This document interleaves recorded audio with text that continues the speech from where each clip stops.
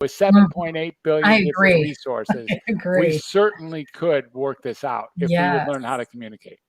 And it's such, I mean, it's a very simple statement, to just speak your voice and, communicate more effectively. And I think, don't you think, Dr. Fred, if it's even walking down the street or in a shopping center or where there are a lot of people, just looking up, smiling and getting the conversations going, saying hi to people, being friendly and not letting all of that chaos in the mind get to us to where we can't even be ourselves. Right. Would you agree? Yeah, I definitely would agree. Yeah. Like looking up or smiling at people or giving people a little Yeah. piece of pleasure, a little piece of humanity, a little piece of fraternity or brotherhood, sisterhood, like humanhood, Yeah. humankind.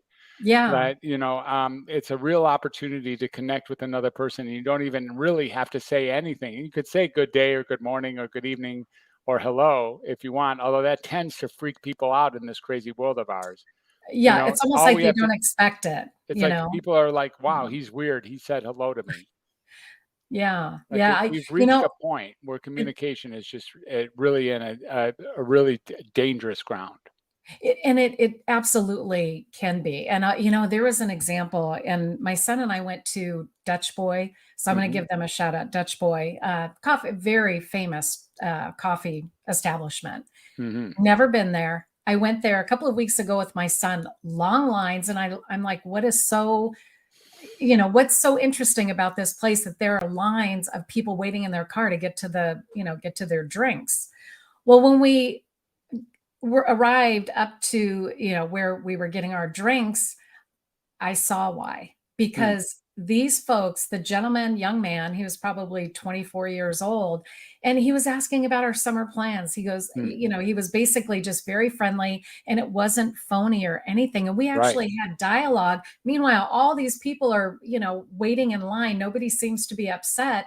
And right. he's doing this with every car. Now, I don't know if he did the same, question to everybody, but it made me think it was awkward and pleasant, Yes, because at first I thought, okay, I'm taking up too much time, but he was okay with it, so I was okay with it. And that's exactly. just an example of, all those people in line, we feel this pressure to hurry and Yeah, to get from point A to point B and just move on, yeah. And that's why I love that you have this movement, about the greatest threat on earth, that or on the in the world, Right. where you, Dr. Fred, as a, advocate and someone who is doing deep work on this, research and things that you've been doing, I just really love that you're bringing this topic to the forefront Thank because you.